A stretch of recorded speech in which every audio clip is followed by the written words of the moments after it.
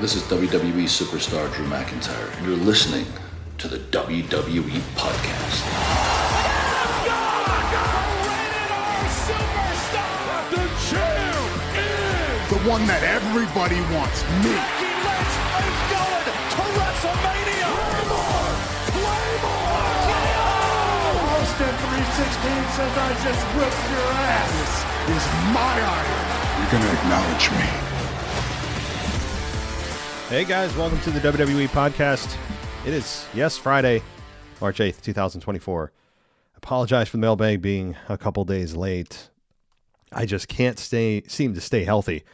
As this time, I think it was something I ate, and my stomach has been just in the turmoil over the last few days.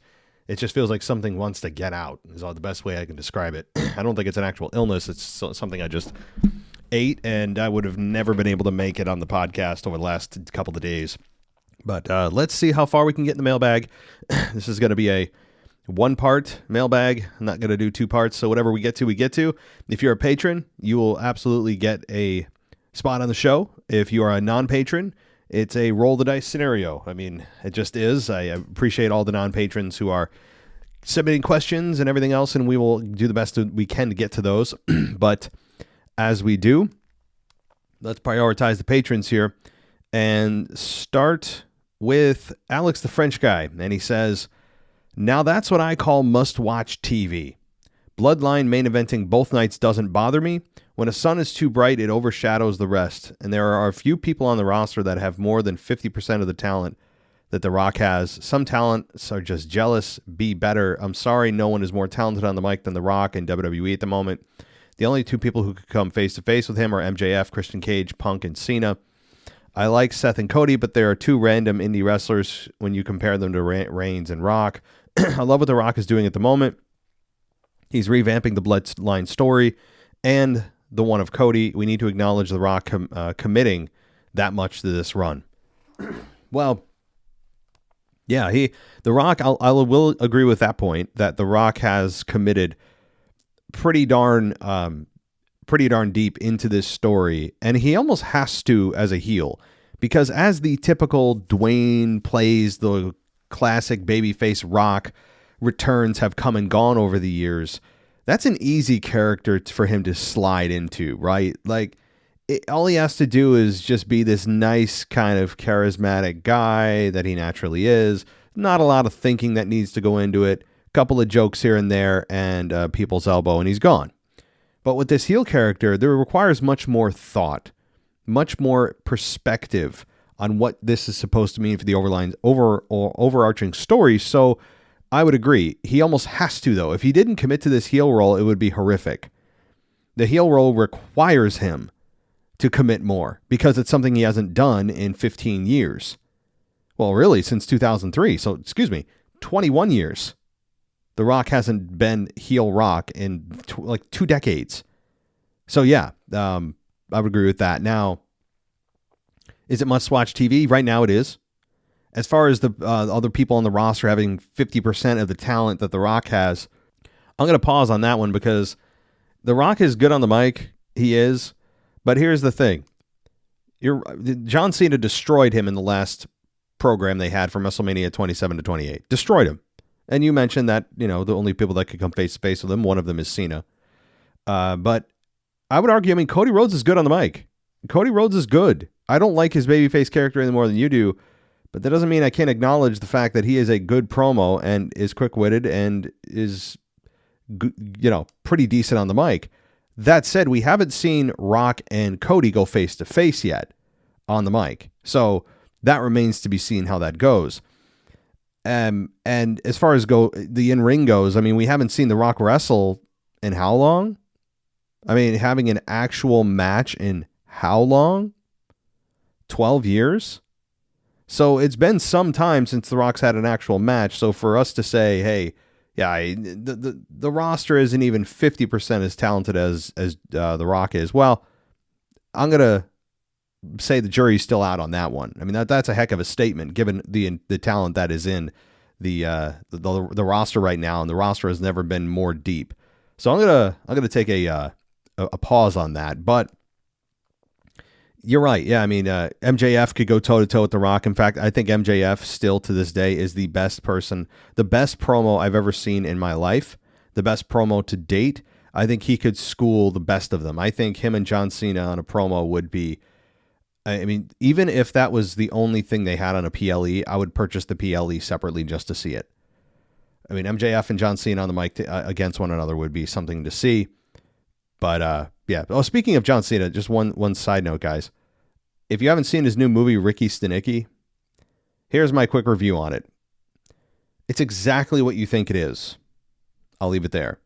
Now, whatever that means to you, but if you look at the movie, you look at the previews for Ricky Stenicki, it is exactly what you think. And that's not a good or bad thing, well, it is a good or bad thing depending on how you view it. I will say that there were some funny moments. There were periods of just kind of blasé. There were times when they thought they were funnier than they were, but then there were times that were legitimately funny and I laughed out loud. It's an R-rated comedy, so you're going to see John Cena say any and everything under the sun. So Mr. PG, Mr. Politician, the way he speaks now, very different in the movie. So if you want to see John Cena unhinged, go watch Ricky Stenicki. It's not something you'll be talking to your friends about, like, oh my God, that was the funniest comedy I've ever seen.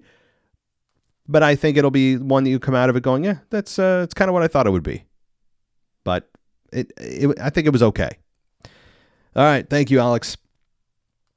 Let's get to our next patron. This is Freeman. And it says, let's see. This time I wanted to talk about another one of my interests and how to overthink wrestling with it. So film analysts interest me for both storytelling and cinematography, and I think this can be used to explain why people are complaining about things being predictable. People love a good twist, but change for change's sake is meaningless. For example, if Akira Tozawa came out of nowhere to pin Roman and win the belt at WrestleMania, no one would expect it to be this good or satisfying. And the reason is simple. There is no setup for this payoff. A shocking twist or turn in the story is only good if there's a setup for the twist beforehand, something that someone who has been paying attention could notice and predict.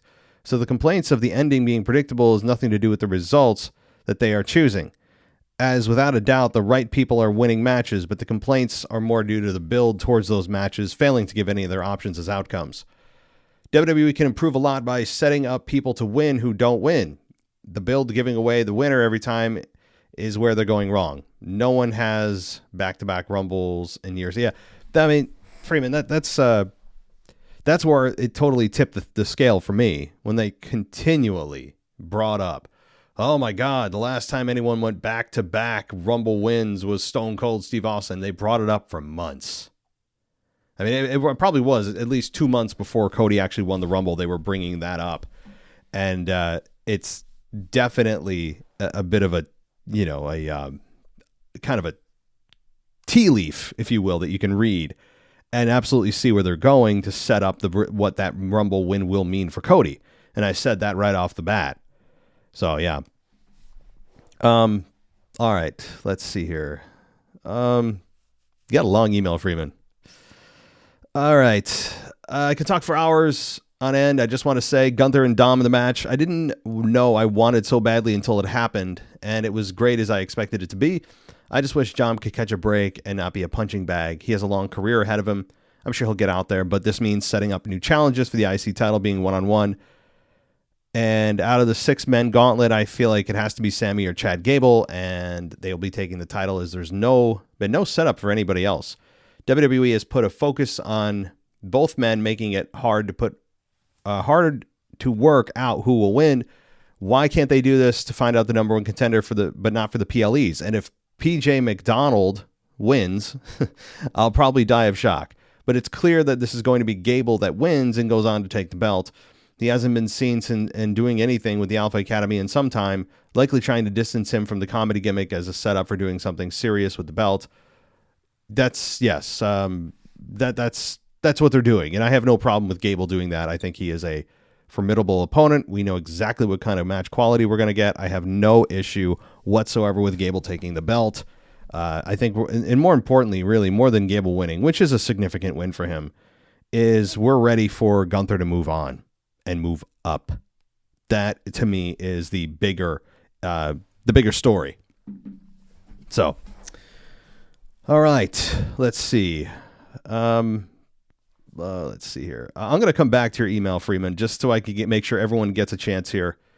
Just because I have a small amount of time, and I want to make sure that everyone gets a opportunity to have their voice, especially for those that are patrons. So I'll come back. Let's go to. Let's see. Let's go to Justin. Justin says, I'd like to start off by saying I love when you and Anthony get together because I share the exact same feelings about Becky and Crybaby Cody as you guys. I honestly feel that if Nia didn't break Becky's nose, she would not have become as big as she did. I appreciate Cody's work, but his character is just so over-the-top annoying. I'll be at WrestleMania Night 2, and if he doesn't win, I think Philly might take Seth Rollins' entrance music seriously and burn it down. Yeah, that's a good point. You know, I really do wonder if Cody doesn't win, what happens? You know, like, what happens? What do the fans do? We're all assuming, just as we did last year, that Cody Rhodes is a foregone conclusion. Even more so this year, with good reason. It is a great spot to take the belt off of Roman. It's a nice mile marker to say, okay, you know, he started in August of 2020 at was a SummerSlam, and it ended in Philadelphia at WrestleMania 40. There's no bigger platform to make the change. But wouldn't that be even more of a shock and really more of something to talk about that if Cody loses? I'm not saying it's going to happen, but it at least has to be discussed.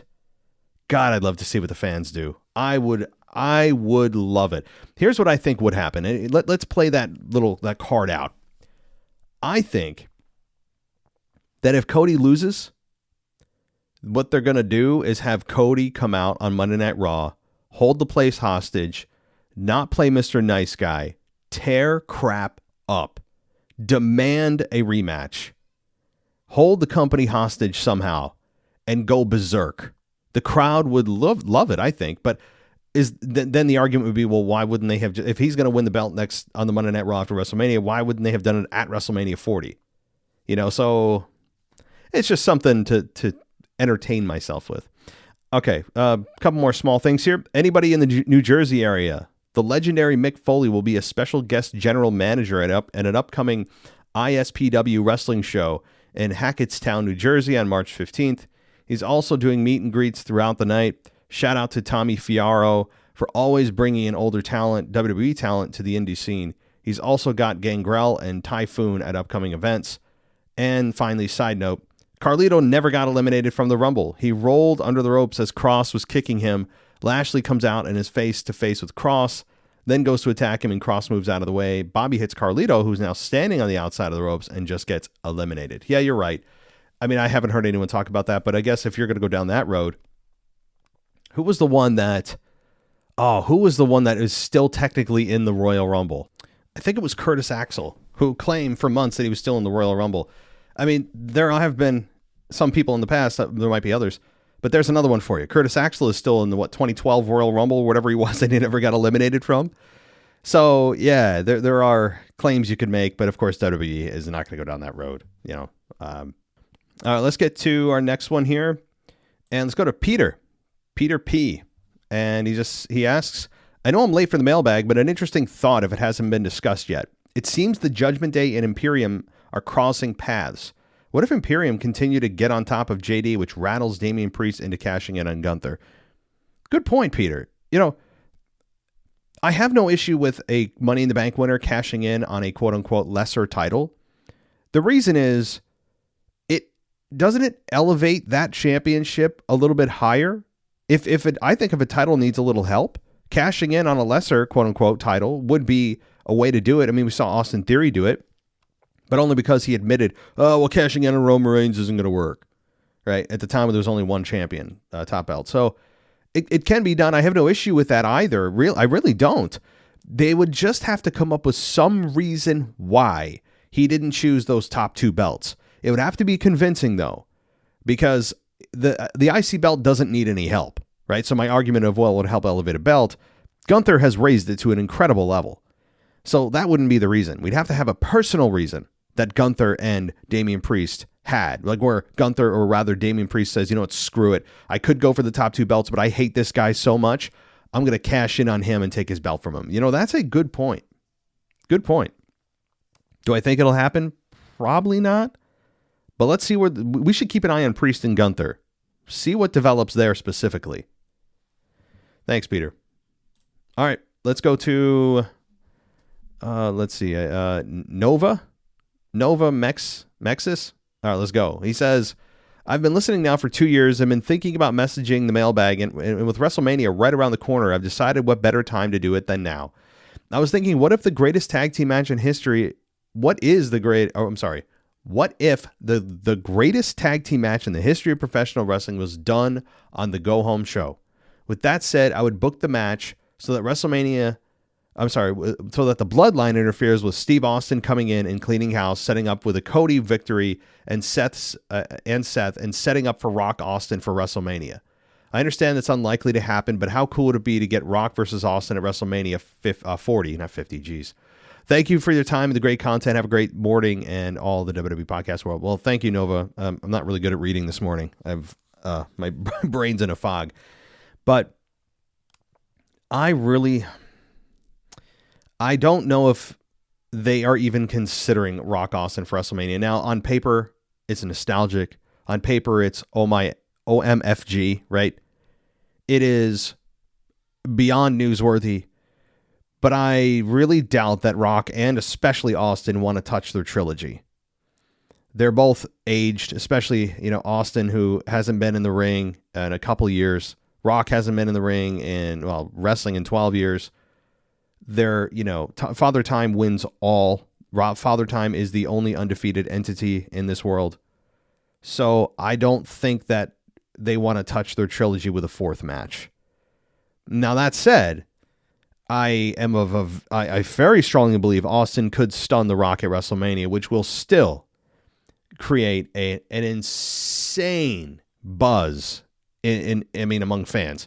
How nostalgic is it that we really thought that forever we've seen the last stunner from Stone Cold Steve Austin on The Rock, and oh my God, no, we haven't. Because guys, the last stunner delivered to The Rock was WrestleMania 19 in Seattle, Washington. And that was, 21 years ago? So the last stunner was 2 decades ago, and we're going to get it one more? I mean, we never thought we would see that. But again, this is just my thinking. A lot of other people are on this bandwagon, and there was some evidence on SmackDown to believe it, with The Rock saying there's not a single man back there that can stop The Rock. Does that not warrant and beg for a glass-crashing entrance? Just a food for thought. I'd really give it a 50-50. On Austin being at WrestleMania to stun The Rock. They'd be awesome. Absolutely awesome. But do I want a match between them? I mean, I'm fighting with myself because my younger self is saying, oh my God, yes, but I also want to be careful what I wish for, because it's almost impossible for those two to live up to their past rivalry. It's impossible. Physically, I don't care how much they work out. They've been out of the business. They've aged 20 years. It's just not possible. But would I watch it? Oh, hell yeah, I would. And everybody else that's listening, it'd be so dumb. You'd watch it. It'd be so stupid. The match would be terrible. Guess what? You'd watch it. And that's all that matters to the company, is you would watch it and pay to watch it. So you can criticize beforehand and after the fact, but you'd watch it. And that's the only thing they care about. All right. Let's see. Let's go to patron Charlie. Charlie says, hey everyone, it's Charlie from Milwaukee. I just got done listening to the Raw review, and you brought up there hasn't been a manager since Bobby Heenan that is more deserving to go in the Hall of Fame than Paul Heyman. I can't speak for everyone, but what about the First Lady, Miss Elizabeth? She's long overdue to be a Hall of Famer. Also, since when did it become a big deal for fans to boo at wrestlers at live events? According to Rhea Ripley, we're no longer encouraged to do that. If they want us to not boo certain wrestlers, then why not give them more TV time? That way we can see them every week and stuff like this won't happen. Can't believe The Rock's last scheduled appearance is a week before SmackDown comes to Milwaukee. Can't wait to go to the SmackDown review, with you in 2 weeks. #Cody Crybabies. Cody sucks. Yeah. Okay. Yeah. Thank you for reminding me about the review. You'll have to remind me again. I'm in a whirlwind of sickness all the time for some reason. And I tell you, I have been more sick in the last 6 weeks than I have been in the last 6 years of my life. And that's not even an exaggeration. So, but no one cares, right? No one cares. Everyone cares about their own health. So let's talk about this point by point here. Number one, Miss Elizabeth, is she deserving? I think so. I mean, her connection with Randy Savage, she's infamous with Randy Savage. She's an infamous figure in the WWE lore. There has to be a reason why. Do I know the reason why she hasn't been inducted? I don't. Now, if somebody's going to correct me out there. I feel like she already has been inducted, but I'm gonna say no. Let's say no, because I was gonna Google it, but somebody out there will correct me. If she's not inducted, I don't know the reason why. I really don't. She must have some kind of really bad PR surrounding her, or they just have forgotten, or they want to push her down the line for, maybe the 2025 Hall of Fame or beyond. I don't know. But you're right. Miss Elizabeth should be inducted into the Hall of Fame. Yes, I agree. Now, yeah, I went into this at length with the Rhea Ripley criticism of fans booing Maxine Dupree. And I will say to this one thing that I heard in that video, that the infamous video that somehow went viral. It's almost impossible that video went viral, given that fans booing at a wrestling event, like that's as common as seeing clouds in the sky. But the one thing I did hear, and I don't know if anyone else heard it in the video, was a fan screaming, "Maxine sucks, blank." Fill in the blank, right? So there was one comment like that, but the rest was just booing. I mean, I'm not a big advocate of, well, I bought a ticket, I can say and do anything. No, you can't. Okay? No, you can't. If you want proof, security will provide that proof for you. Also, I don't mind anyone booing or cheering and keeping language respectful during live events, especially given you have families. Like, just use your moral compass, right? If you think you're there with a ticket that supersedes anyone else's experience, meaning since you have a ticket, that just by its own merit means that you can affect negatively someone else's experience being there who also has an equal ticket, then the answer is no, and then you should be kicked out. Now, booing and cheering, I have no issue with. Booing, cheering, Cody, you suck, right? Like, or whatever. The usual chants, the usual, criticisms. But to go into like vulgar territory with families around you now, and just use your head, like that stuff I disagree with. However, putting the vulgarity aside, Rhea Ripley was more focused on the fact that, oh my God, fans are booing Maxine and poor Maxine is trying. She's learning her craft. If Maxine and or Rhea Ripley are offended by fans booing when they are instructed to cheer, and that makes their tummy hurt, they are in the wrong business. We are not going to sit here and be told how to react. That is not what we're in. That's not how we're told and what we should be told to do. We are paying customers telling you how we feel about your product, just like any other business. It would be like somebody walking into a McDonald's, right? And that person is given a Big Mac and they're told that they're supposed to like it. Otherwise, why would McDonald's serve it, right? And they eat it and they start screaming at the cashier or the cooks who made it and say, "This sucks," right? Or saying, "This is terrible. I hate it." Okay, well, as long as it's, you're saying it in a way that's maybe not screaming. It's a wrestling event versus McDonald's. But how about they just say to the cook, "This is really bad. I don't like it. I want my money back." Yeah, or just saying, "This stinks. I don't like the taste of it." And McDonald's is saying, "Well, you can't have that opinion. You need to like it because we tell you to like it." That's not how life works, Rhea. Now, Rhea Ripley has lately, in her off camera personality, really started to turn me off, I have to say. She cannot win this debate. I would publicly invite Rhea Ripley on this show to have this debate about her coming to the defense of Maxine Dupree on a house show. Fans who paid their money to be there and act how they want to act in terms of booing and cheering. They can boo and cheer who they want. We've been told this for years, and it should be that way. And Rhea Ripley comes along and says, be better. Okay. How about we start booing you into oblivion? Now, you're a heel character, so you're kind of in between, and I don't know if any reaction's really going to set you off. But what about John Cena being booed at WrestleMania 21 against Triple H? Or was that WrestleMania 22? I think it might have been WrestleMania 22. How about that? How about The Rock being booed against Hulk Hogan at WrestleMania 18? How about Roman Reigns being booed for 7 years? How about Bayley being booed as a babyface character before she publicly slaughtered her Bayley buddies? I mean, the list can go on. Are all of a sudden all those don't matter, but when it comes to poor Maxine, we're supposed to care?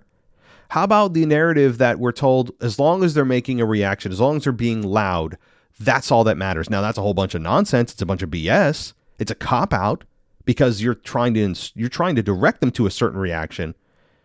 But if they don't have that reaction, at least they're having a reaction. How many times do we hear that? As long as they're making noise, right? So Rhea Ripley was very mistaken by that tweet. Okay? By that post on X. So I really would publicly invite her on this show because there's just no defense for it. None. You can feel bad because you're in the business and you know how she's struggling and she's trying, and she is.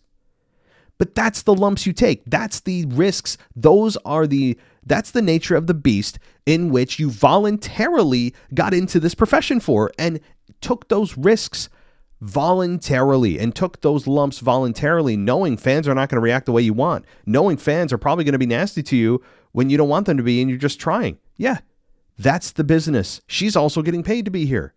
Okay? Maxine isn't doing this out of slave labor. So cry me a river, Rhea. Good God. Anyway.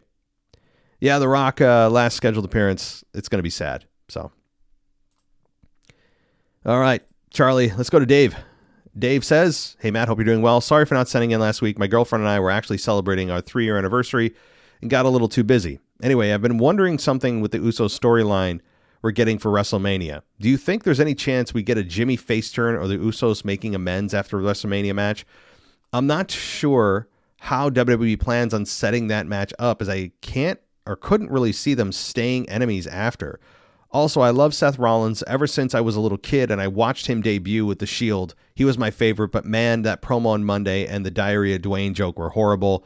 It truly felt like a Vince joke and it genuinely made me cringe. I love Seth, but I really want to see Drew win at WrestleMania.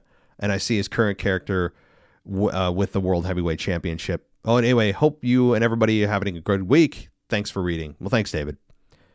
Diarrhea Dwayne was something that he probably heard or came up with or somebody creative did. And he goes, I like that. And he said it out loud a few times and I like that. And I understand the temptation to say it in private before you get to a crowd. It sounds like it would work. And he took a calculated risk and it didn't work. Now, I think if he continues to try to push it this week, it'll be a mistake. He should probably forget he ever said it.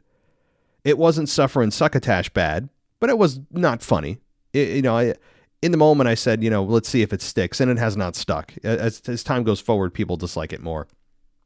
But I look, everything they say isn't gonna work. Everything they say isn't gonna turn into a T-shirt. Everything they say isn't gonna be a resounding success marketing wise. It's just not. So it is what it is. It didn't work. That's all. We move on. But it did feel like Seth called up Vince, right, on his free time, and he's like, "Hey Vince, look, I need something funny. I need something that starts with a D that we can call Dwayne, because it has to be a D, so it's something Dwayne." And Vince is like, "Well, hell, how about diarrhea?" And it does very much sound like Vince, does it? It does.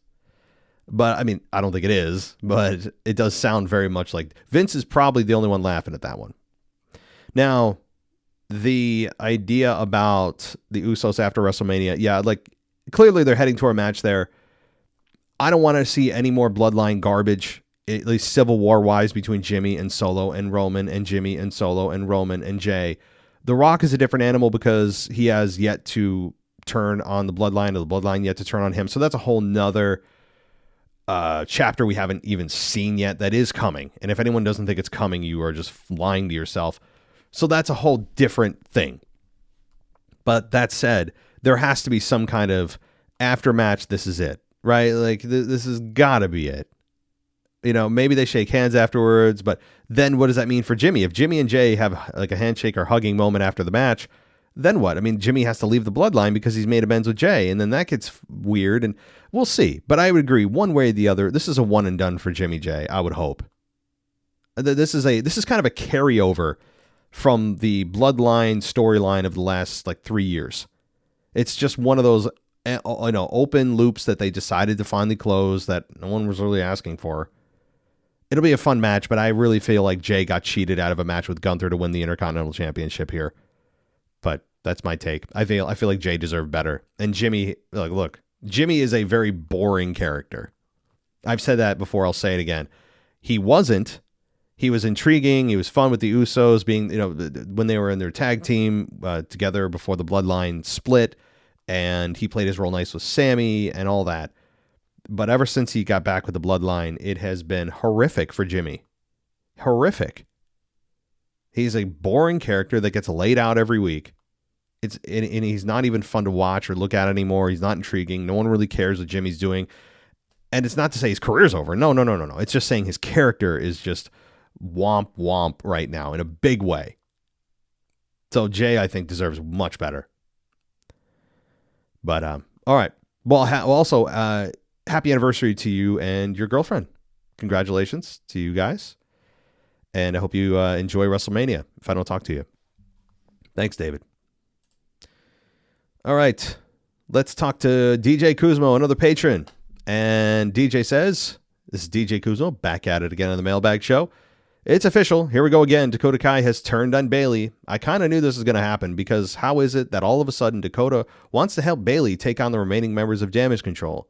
Interesting that the turn took place sooner than later, and later being at WrestleMania. However, now that this has happened, we saw a quick tease of Jade getting involved. Do you think Jade at some point, Jade, Bianca, and maybe returning Shotzi align with Bayley to take down Damage Control before or after WrestleMania? That's not such a bad idea.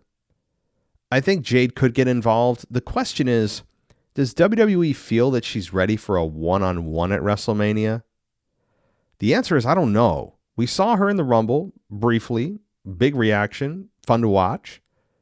I don't know if that means they're ready for a one-on-one, though, on a huge stage. I could see Jade in a tag team match to spread the workload and not have the focus totally on her, give her some breathing room, and not just throw right into, oh my God, it's it's WrestleMania 40, right? I think that they'd have to have uber confidence in her to do that. And she seems very confident in herself, obviously, with her photos she always posts. And yes, her physique is incredible, but I mean, that's superficial. Now let's see what you can do in the ring. So we'll see. Now, Drew McIntyre being the voice of reason makes sense because Seth Rollins is getting involved with the bloodline way too much. While he should be focusing on the title match against Drew at Mania. Just a quick side note. This World Heavyweight Championship just seems like an afterthought for the past couple weeks. And I get that Seth wasn't medically cleared until he mentioned he was on this past Monday's Raw, but it seems like this championship to me isn't as important as it should. Regardless of who wins that title at WrestleMania, whether it's Seth, Drew, or Priest, would it even matter? Since the main championship is still held by Roman and the ongoing story of Rock and Bloodline. Oh, and by the way, the wise man, Paul Heyman, is getting inducted to the Hall of Fame. Interesting to see who will be the one to present it to him. Anyway, before I go on a rant, let me close by saying, DJ Kuzmo signing off. If I see y'all on Discord Friday night on SmackDown, and have a great weekend. Peace. Well, DJ, thank you as always every week. And hey, this World Heavyweight Championship does not feel as important as it should. And WWE is even kind of bringing that to the forefront. And Drew's whole frustration with Seth is kind of that exact thing. That Drew is being ignored. And we saw that on Raw. We saw it actually play out on camera. So they're not blind to this. Drew is actually bringing it out there and saying, hey, you're the World Heavyweight Champion. You should be focused on Raw and that belt, and yet you're focused on the Bloodline.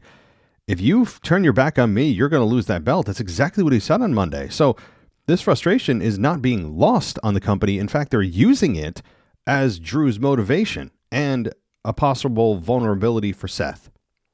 So, thanks, DJ.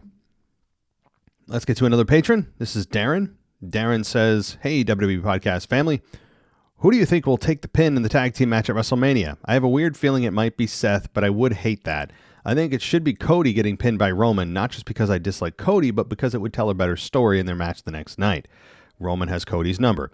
Or if they want the team of Cody and Seth to win, I would do it by Cody pinning The Rock so he could be pinned, and The Rock and Roman, he pins The Rock and Roman back-to-back nights. What are your thoughts, Darren? Thanks, Darren.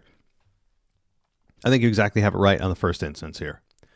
I think what's going to happen is, early prediction, that we have Roman pinning Cody. And maybe that's because the bloodline interferes in this match, as they have been in every other match, which then makes a higher mountain for Cody to climb and tells a better story, and he has more to overcome. And Roman has already pinned Cody, right? So there's definitely more of a story to tell if they have Cody lose. I think they'll have him lose. I really do. So that to me is your first prediction is probably the right one. That's my take. Thanks, Darren. All right.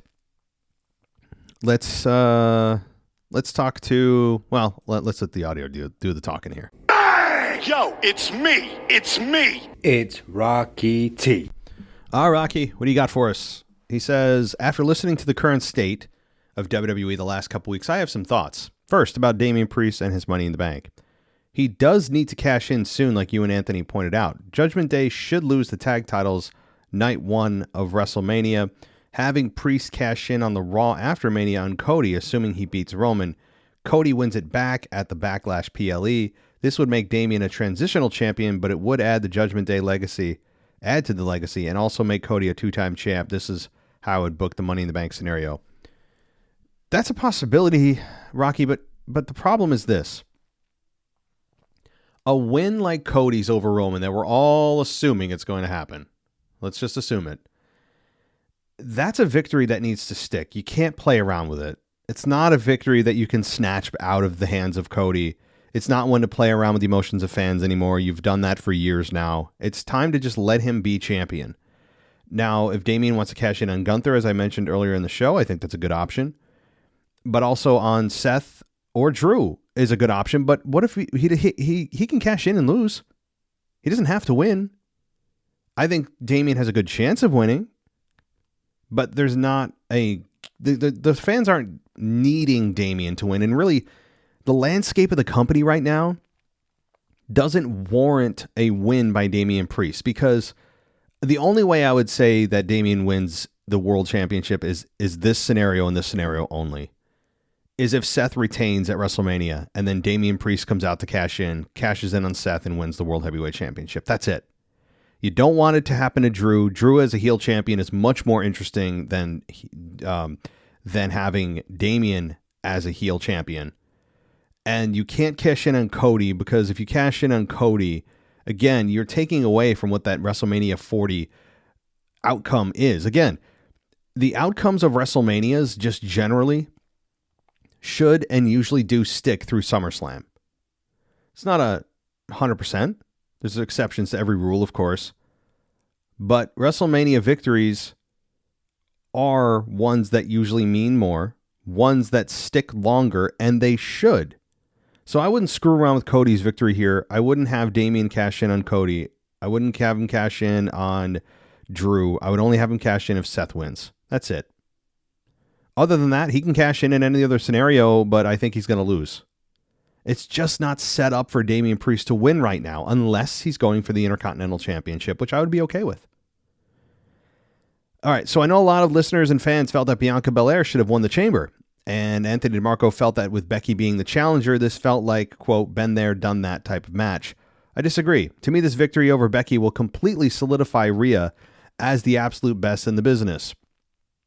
This will be her second victory over the one of the four horsewomen at back-to-back WrestleManias.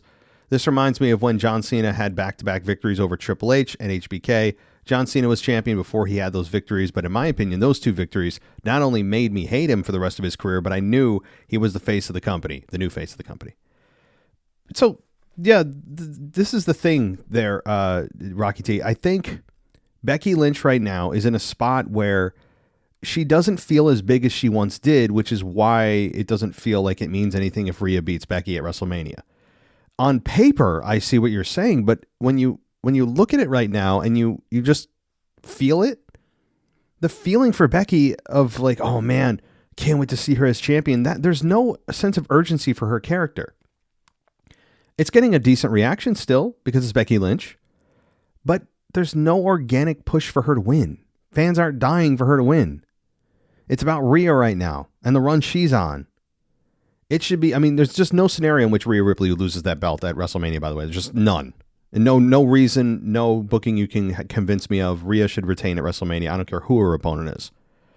But I don't really believe that her beating Becky Lynch at WrestleMania is going to do too much more for her. I think it'll either keep things as is because most people expect Rhea to win anyway, and that's a big problem, right?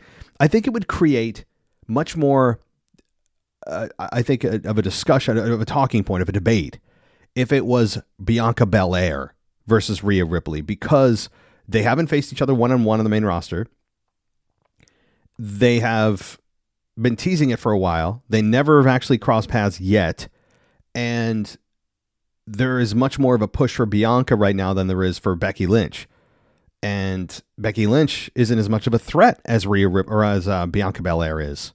So I think they missed the mark here too. I really do. That's not to say Rhea and Becky's going to be a bad match. I'm sure it'll be very good. Both women can absolutely bring it. I have no concerns about the quality. It's about when Rhea wins, what does that victory really do for her? The answer is not a lot if you're Rhea, but a lot more if Rhea beats Bianca. So, again, this isn't a bad WrestleMania match. It's just not one that I feel as excited as I should be for. And that's largely because Becky's character has been just spinning its wheels for a year or more. Just kind of playing the man gimmick, doing her weird little, wearing her strange outfits and trying to be funny on the mic that never really works. But she's good on the mic when she wants to be. She's got her weird tics about her, but she's a star. And she has accomplished more than most women will accomplish in their careers. But currently, as of this present moment, how most fans feel about her character is just lukewarm. Lukewarm. It's about mommy right now. That's it. So, all right. Now, before we get to, while we're on the Rhea Ripley and the Bianca Belair this topic here. This is not from an email. This is from my own brain, so bear with me. There was a post put out by WWE Games, which is 2K Games. They put out a post because today is the release day of 2K24. And they put out a post on Instagram with Cody, Rhea, and Bianca. And the post, let me go to it, which I think has been since taken down, by the way. The post said something about the trio. Let me see if I can pull it up here. It said, most iconic WWE 2K24 trio. And there were some disparaging remarks made against Bianca Belair. And if you want to know what those were, and this is what I'm quoting here. This is, by the way, the only one I've seen that is disparaging. If there are more, I'm really curious what people said beyond this. Now, this is a quote. Bianca said, this person that commented said, quote, Bianca doesn't belong, but guess gotta have a black. And then the second one, different person, said, quote, the two on the left, yes, which are Bianca and Cody. Bianca, absolutely not. Okay. Now, these are the only two comments I've seen on this post. The only two. If there are more, I'm very curious to see them because everyone's making this stink about these racist comments. And I just want to say this. The first comment, Bianca doesn't belong, but guess gotta have a black. Okay, that's bad. that does seem racist from some clown. Bringing up her color, that they're saying he's implying that they're putting her there just because she's black. That's the insinuation. Yeah, racist, bad comment, bad guy, bad person. Absolutely. Whoever this was. I'm not going to give out his information, which you can find anywhere really. But the second comment that says the two on the left, yes, Bianca, absolutely not. Well, how do we know that that's racially motivated? Why? I mean, there are other reasons people can not like Bianca Belair other than the fact she has more melanin in her skin, right? Like, there are other reasons. What if that person just doesn't like her character? What if they just don't relate to her character? This comment has nothing to do with her race, but yet everybody's trying to make that comment about her race, even though it never said anything about it. Nothing about her physical features at all. But people are jumping to it immediately saying it's so racist. That comment, I don't agree, is racist because unless you want it to be, objectively, it's not. It's because there are a million other reasons why they wouldn't like Bianca, right? The first one, agreed. Bad job, bad guy. Totally agree. That's just crap. It's gross. Agreed. But outside of that, so I've seen one comment that some clown made out of, let's see how many people like this. There were, at the time, before it got taken down, 127,000 people liked the post, which means probably hundreds of thousands more saw it. Out of that, one guy, and again, I'm actually asking people if there's more disgusting comments, I'm curious to see what they are. But there's one troll that makes one comment about Bianca. And now all of a sudden it's, for example, Big E coming to the rescue. And let me show you, tell you what Big E said on Twitter or X.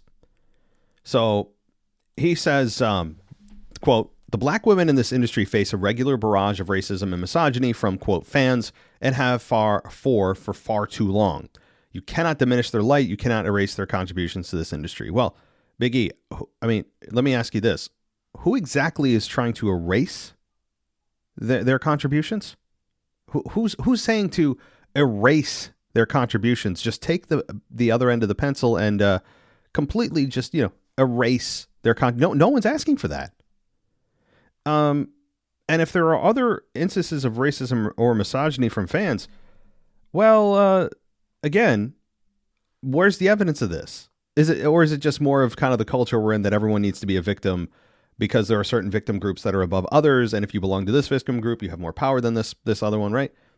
It's all of a sudden everyone's rushing to Bianca's defense as if the company has been, and the fans have been racist against her. Well, a pretty weird way of showing that the fans are that there's such an overarching problem, this barrage, as Big E said, of racism.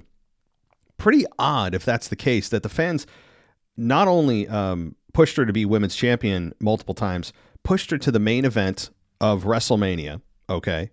She was one of the first two black women to main event WrestleMania, Sasha Banks, right?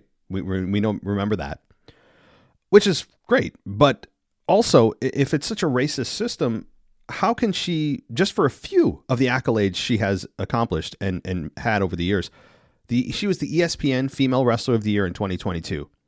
She won an ESPY award for Best WWE Moment in 2021. In the New York Post, she was the Female Wrestler of the Year in 2022. Same with the Woman of the Year in Pro Wrestling Illustrated in 2022. She was ranked number 1 of the top 150 female wrestlers in PWI's Women's 150 in 2021. She won number 9. She ranked number 9 in the top 10 women's wrestlers in 2018. That's 2018, before things really got going for her. She was ranked number 3 in the top 10 wrestlers in 2021 and 2022. She has won the Best WWE Female in the Slam Wrestling Awards in 2022. She has been WWE Women's Champion 2 times, SmackDown Women's Champion 1 time. She's won the Royal Rumble in 2021. She's had the best match of the half year in 2021. Pretty weird if there's such a barrage of racism that the fans would allow somebody like this to ascend to the heights that they have. And again, I know, look, people all over the world, there are individual people that are racist. Absolutely. Yes. And what this person said against Bianca is wrong. Absolutely. But this seems to be a bit of an overreaction to me and a sign of the times we're in to jump to defend somebody that doesn't need defending, that is doing just fine on her own. Okay? Just fine. So I'm going to leave that there. I might have more to say to this on my mailbag or my After Dark show, but I just want to be clear. What that one that I've seen said is gross. What the other person said, that they just don't like Bianca, I mean, okay, who cares? You just assume because someone doesn't like them, it's because of their skin color. Isn't that a more referendum on you than that person? So I've seen one out of 100 and some thousand people that liked it said something that was wrong. And now we're all going to jump on the race hustling train that all of a sudden there's, there's barrage and systemic racism. Stop it. Stop. My God. All right. And I'm a big Bianca fan. I did I not just advocate for her to be in the main event for the women against Rhea Ripley? I think that would be a much more interesting and fun match. She's better suited against Rhea Ripley than Becky is. She is arguably the best pure women's athlete, or maybe pure athlete, period, in the company. She's incredibly athletic. Could she work on her promos a little bit? Yeah. Could she? Do I want to see her turn heel at some point? Absolutely. But again, I know that because I'm a white guy, some people out there will say, "Oh well," I can hear the mumblings, right? I could care less because I know what I am and I what I stand for. So you hear what you want to hear. Touchy subject today, but since it got brought into the wrestling world, it's the only reason I'm talking about it. It's in the wrestling world and it's big news right now for a hot minute that I wanted to address it. And those are my thoughts. So take that with what you will. Can't wait to hear the feedback on that. All right. So let's continue on with, I think I got, how many more emails I got? Not too many. Let's see where I lost myself. Oh, all right. So I went through Rocky. Yeah, I went through Rocky T. Yeah, I did. Okay. Thanks so much, Rocky. All right. Let's get to, let's see. King Scully. He says, King Scully's in the house. He's representing the UK. Hey, Matt and WWE Podcast Galaxy. Oh, we're a galaxy now? Cool. All right. I mean, we're growing.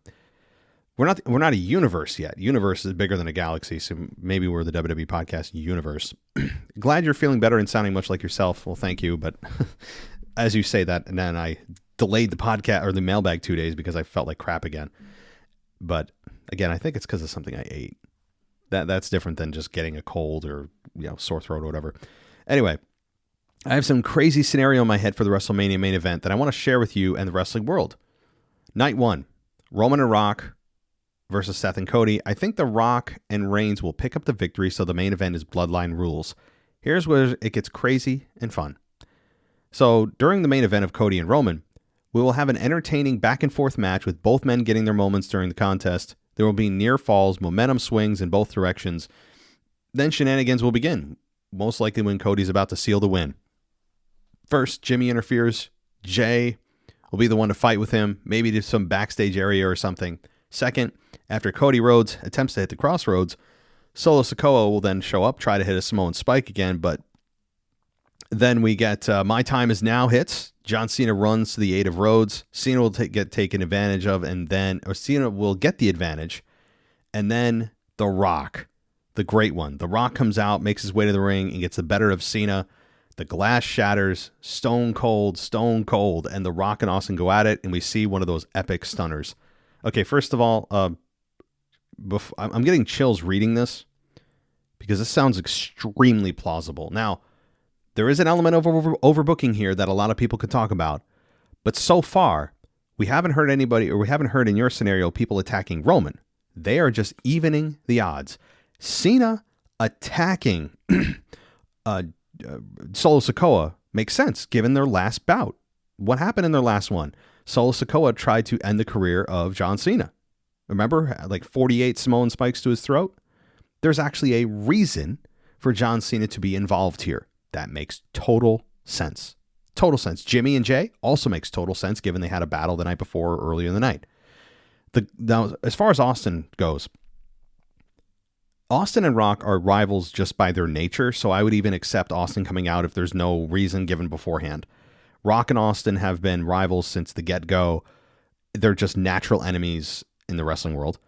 And I think that would make total sense because you're just upping the ante from Jimmy or Jay coming out to neutralize Jimmy, Cena coming out to neutralize Solo, and Austin coming out to neutralize The Rock. And then it's back to square one. Nobody touches Roman.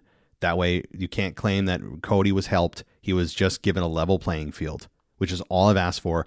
This is, while it does seem a bit overbooked, which is the only criticism about this, I think that the criticism and the blowback of this being overbooked would be overshadowed by how awesome this would be in execution. So I would take a little bit of overbooking for this.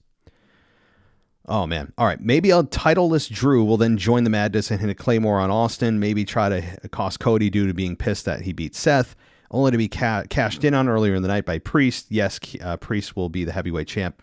However, Seth will come down with a steel chair. I have visions of the chair from Seth back to the back of Rhodes after Drew backs off. Reigns will have his usual shocked face and then hit a spear. 1, 2, 3. Reigns will retain. It sounds like it'd be too much, but it's WrestleMania 40. Okay, I was with you until the Drew stuff. So I would not have that stuff happen. You're crossing over too many people and too many. No, that would be incredibly overbooked, I think.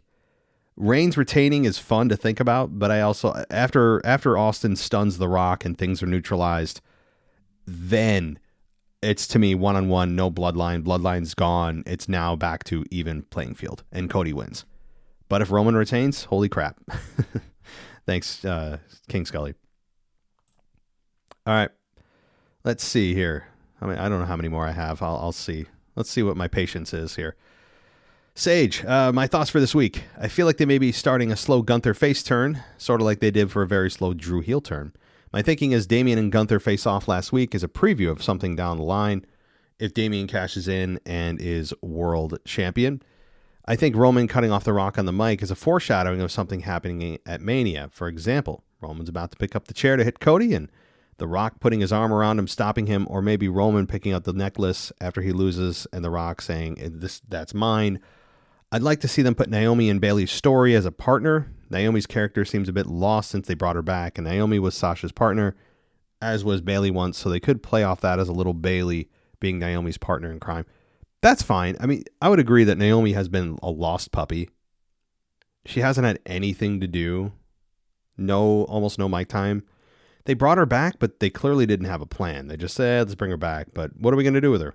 I don't know. So I would agree. Naomi needs something solid to sink her teeth into. Please. The Rock and for the foreshadowing. Yeah, there was definitely something there on SmackDown. Absolutely. And that could be a foreshadowing of Rock and Roman's tension boiling over, which could happen at WrestleMania or maybe after WrestleMania. It could happen in the Monday Night Raw after WrestleMania, which I think is more likely. I think The Rock and Roman have a Splitsville Monday Night Raw after WrestleMania. After Roman is lost and there's tension, then it's over. But as far as Gunther's slow babyface turn, yes. I think they're kind of testing the waters here. I mean, look what they did. They put Gunther in against the most hated man in the company right now. And they cheered for Gunther, as they should have. So it's kind of a start from the very bottom of the turn and see what happens. Thanks, Sage. All right, Sam. First, you can tell something has gotten better by the fact that nobody says, quote, bring back the Attitude Era anymore. What do you think of The Rock talking a lot by himself as opposed to him and Roman going back and forth? Well, they're not in a program together. Right. Well, once they turn on each other, then there should be a lot of them having a promo against one another. Yes, absolutely. But right now, there's no need to, because The Rock's beef isn't with Roman yet. It's with Cody and with Seth. So that's why. But yeah, no one's asking for bring back Attitude Era, because right now we're living in an era that I think we're going to look back on fondly of. I don't know what era this is called, the reality era, I don't know, whatever you call it now. But whatever era we're in, we're going to look back on fondly, I believe. All right. Let's talk to one more person. This is it. All right, Nick. Nick says, Matt, you keep asking for a reason for Austin or anyone to get involved with the main event on night 2 and leveling the playing field against the Bloodline. To me, it's simple and easy to explain. The Bloodline is the reason. Anyone with a history, anyone with any history with the Rock or Roman has a case to want to protect the integrity of the company and help Cody take the title. And I could see it turning into an epic overbooked for the sake of WWE moment. As long as they don't directly interfere with Roman, how incredible would it be to see Austin, Cena, Taker, Hogan, Randy, Punk, Zayn, and even new champ Drew McIntyre all come to surround the ring to stop the Bloodline from interfering. Sorry, I told you I was overbooking it, Nick from Eugene. Soon to finally be a patron when I get my tax return. Well, yeah, that's you don't have to spend your tax return on us, but I mean, it's I'm not going to stop you, but I hope you do decide to join us, Nick. Okay. The fact that you have all these people, I mean, that's just incredibly overbooked. I'm not going to lie to you. I think there's a handful of people that should get involved in this, and they should. But surrounding the ring, I think, would be a distraction. It would be a big distraction. And what is, I know what you mean. Like, you have all these legends surrounding the ring to, stop the Bloodline. That, to me, is taking the focus off of Cody. And the focus is going to be on shouldn't it not be on your new champion, the guy you're going to, tag as the true face of the company now, the guy that you're going to put the weight of the company on the shoulders of and have him carry it down the field? Wouldn't you want the focus to be on that guy? I know what you mean, though. But I think that ultimately it's going to be a quick-hitting stunner, FU, or AA. Jimmy and Jay battling, and that's how I think it's going to end. Just like I think King Scully's got it. That's how exactly I would book the main event. Except no Drew, and I'd have Roman lose. So, all right, we're at that hour. I got through all the emails. Voicemails I will do on the weekend review. Okay, how about that? I'll do the voicemails on the weekend review. So that means you still have time to send in your voicemails. So DJ, I saw your voicemail. I think we had a couple on my other place. I use Google Voice for my voicemails. Let's see how many we have here. We've got Jason from Oregon. Okay, I see your voicemail. Okay, we have right now, we have a total of, let's see, 1, 2, 3, 4, 5 voicemails. Josh, I see yours. Jason, I see yours. Alex, the French guy, I see yours. Obviously, DJ, yes. So, guys, right now we have 5 voicemails. I'll get to all of them on the weekend review. That'll be done Sunday, so you have to wait a couple more days. But that means the rest of the listeners, if you want, have a chance to call in. And that number is 518-952-0247. All right, that'll do it for me right now. I appreciate everybody. Thank you so much for joining us here. And again, you want to join us on Patreon, great place to do it. To go ad-free, patreon.com/WWE podcast. Also, we will be starting on, I think it's, it is March 15th. We will be doing a price increase on Apple Podcasts, but only for new Apple Podcast subscribers, not existing. Those who are existing have their price locked in for infinity, okay? And the reason I'm telling you that is if you're thinking about Apple Podcasts and getting in on the Apple Podcast side of things for ad-free, then I would do it now, okay, before the price changes in about a week. So head on over to Apple Podcasts right now if you are thinking about it and lock your price in for $2.99 a month, because in a week, that'll be going up a little bit. So all of you who are already subscribers, again, your price isn't changing. It's just for new subscribers after the 15th. So, all right, that'll do it for me, everybody. Take care. Talk to you next time. Thanks for listening to the WWE Podcast. Don't forget to subscribe on your favorite podcast app so you don't miss a show, or head to WWEpodcast.com. And for all of these shows ad-free, head over to patreon.com/WWE Podcast. Until then, we'll see you next time.